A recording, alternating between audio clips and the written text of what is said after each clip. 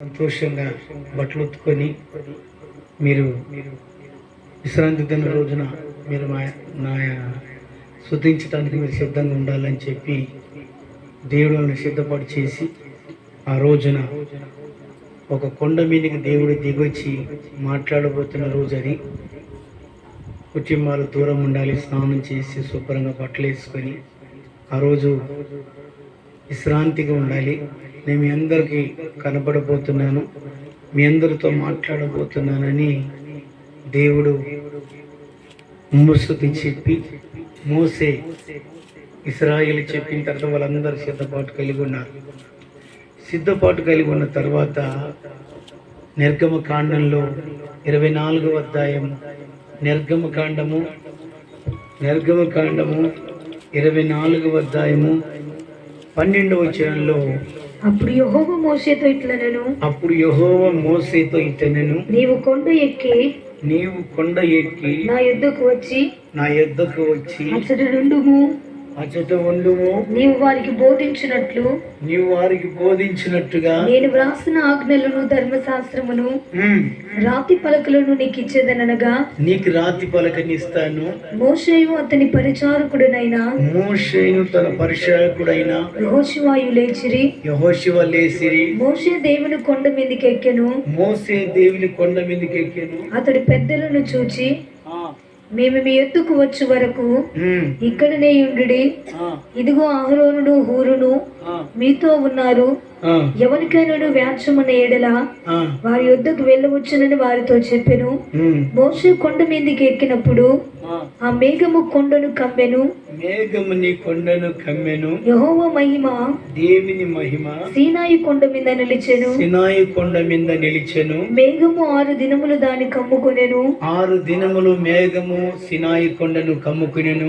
7వ దినమున ఆయన ఆ మేఘములో నుంచి మోషేను పిలిచినప్పుడు దేవుడు మోషేని పిలిచినప్పుడు యెహోవా మహిమ దేవుని మహిమ ఆ కొండ శిఖరం మీద శిఖరాల మీద దహించే అగ్ని వలె ఇశ్రాయేలుల కన్నులకు కనబడెను. హల్లెలూయా, హల్లెలూయా. ఎన్ని రోజులు నిండబడింది? 6 రోజులు సినాయి కొండ మీద మేఘంలాగా మహిమలో దేవుడు ప్రత్యక్షమై ఆ కొండ శిఖరాల మీద దహించే అగ్నిగా ఇశ్రాయేలీయులకి మోసేకి కనపడాడంట. ఆ కొండ ఎంతలా ఉంటుంది? ఓ కొండ చాలా దూరంగా, చాలా హైటు, చాలా లావుగా ఉంటుంది. ఆ కొండ అగ్నితోనూ మహిమతో నింపబడిందంట 7 రోజులు. 6 రోజులు నింపబడి 7వ రోజు దేవుడు దహించే అగ్నిగా ఇశ్రాయేలే కనపడాడంట. ఈ సమాచారం అంతా పూర్తిగా నీకు అర్థం కావాలంటే నిర్గమకాండంలో 19వ అధ్యాయంలో ఫస్ట్ నుంచి మీరు చదువుకోవాలి. చదువుకోవద్దు, అవన్నీ దేవుడు చెప్పాడు. తర్వాత అక్కడ చెప్పిన తర్వాత 24వ వచనంలోన కనపడు. దేవుడు ఎటువంటి వాడంటే దహించే అగ్ని అయిన దేవుడు. ఆయన అగ్ని అంటే మామూలు అగ్ని కాదు. ఆయన చూడి, దేవుడు ఒక సూర్యుని సృష్టించాడు. ఆ సూర్యుని సృష్టించిన సూర్యుడిని మనం చూడలేదు. ఒకవేళ ఉదయం చూడవచ్చు, సాయంకాలం చూడవచ్చు, కానీ ఒక మధ్యాహ్నం చూడలేము. అంటే ప్రపంచ భూగోళాన్ని పరిపాలించడానికి ఒక జ్యోతిగా దేవుడు దాన్ని సృష్టించాడంట. అందుకొరకే దేవుడు అంత పవర్ఫుల్గా, అంత ప్రకాశంగా, అంత తేజస్సుగా, మనం చూడలేనంతగా ప్రపంచానికి ఎలతరుగా చేసేంత జ్ఞానం ఎలాగొచ్చింది దేవునికి అంటే, సృష్టిలోనే అంత పవర్ ఉంటే, ఆయన సృష్టించిన సృష్టిలోనే అంత శక్తి, అంత తేజస్సు ఉంటే, మనల్ని సృష్టించిన వాడు ఇంకెంత పవర్ఫుల్ కలిగిన దేవుడు ఉంటాడు. దేవుని బిడ్డలారా, మన దేవుడు ఒక గ్రామానికి మాత్రమే కాదు దేవుడు. మన దేవుడు లేదు ఒక మండలానికి కాదు మన దేవుడు. మన దేవుడు ఒక తాలూకు కాదు మన దేవుడు. మన దేవుడు ఒక జిల్లాకు కాదు దేవుడు, లేదంటే ఒక రాష్ట్రానికి కాదు మన దేవుడు, ఒక దేశానికి అనేది కాదు దేవుడు. మనకి ఈ ప్రపంచంలో 190 దేశాలు ఉన్నాయి. ప్రపంచంలో కొన్ని ముస్లిం దేశాలు ఉన్నాయి, కొన్ని హిందూ దేశాలు ఉన్నాయి, కొన్ని క్రిస్టియన్ దేశాలు ఉన్నాయి. ప్రపంచంలో ఎక్కువ శాతము క్రిస్టియన్ దేశాలు ప్రపంచంలో ఉన్నాయి. దేవుని విడలేదా? ఒకవేళ ఈ 190 దేశాలలో దేవుడున్నా, ఇది అక్క 190 దేశాల్లో ఈ భూగోళం వారికినే కాదు దేవుడు, కానీ బైబిల్ రాయబడిన మాట ఏదంటే దేవుడు పరలోకములున్నాడు, భూలోకములున్నాడు, పాతాళ లోకములున్నాడు. హల్లెలూయా, హల్లెలూయా. అన్ని కాలాలకి అన్ని లోకాలకి యేసుక్రీస్తు ఒక్కడే దేవుడని రాయబడి. ఒకవేళ నువ్వు అనుకోవచ్చు, మనం కర్నూలులో ఉన్నాం, ఇలాంటి జిల్లాలు ఎన్నో ఉన్నాయి. మరి ఇప్పుడు కర్నూలులో ఫేమస్ అయినది ఏది? ఏదైనా ఒక దేవుని పేరు చెప్పాలంటే ఈ కర్నూలు ఫేమస్ అయినది ఏది తెలుసా? ఒక ఫ్యాక్షనిస్ట్ ఫేమస్ అయింది. మంచం చంపడం కానీ, రౌడిద్దం అన్నా, కర్నూలు అన్నా, ఎక్కడైనా తెలంగాణ కానీ ఆంధ్ర కానీ భయపడతారు. మన కర్నూలు అంటే కూడా ఎక్కువ శాతం చంపే ఫ్యాక్షనిస్ట్ అంటే ఎక్కువ శాతం బాంబులు వేసి కత్తులు వేసుకొని చంపుకునే పేరు దీనికి. తిరుపతికి ఏం పేరు ఉంది? మరొక పేరు దానికి. ఎన్నెన్నో పేర్లు ఉన్నాయి, ఎన్నెన్నో దేవుళ్ళు చెప్పుకునే వాళ్ళు ఉన్నారు. మనం ఆరాధిస్తున్న దేవుడు ఎవరు తెలుసా? దహించే అగ్నినైన దేవుడు, ఈ ప్రపంచాన్ని కలుగజేసిన దేవుడు, చందమామను కలుగజేసిన దేవుడు, సూర్యుని కలుగజేసిన దేవుడు, తన నక్షత్రాలను కలుగజేసిన దేవుడు, ఈ భూమిని కలుగజేసిన దేవుడు, పర్వతాలను కలుగజేసిన దేవుడు, జలరాశులను కలుగజేసిన దేవుడు. కనుక ఈ ప్రపంచంలో ఒక్కటిగా దేవుడు కానీ పరలోకానికి, పాతాళ లోకానికి, భూలోకానికి, ఈ 3 లోకాలకి యేసుక్రీస్తు ఒక్కడే. హల్లెలూయా, హల్లెలూయా, హల్లెలూయా. మనం స్తుతిస్తున్న దేవుడు ఒక గ్రామ దేవుడు కాదు. ఫిలిప్పీ రాసిన పత్రికలో 2వ అధ్యాయంలో 8వ వచనం చదువుదాం. అక్కడ ఏమన్నాడు యేసుక్రీస్తు గురించి?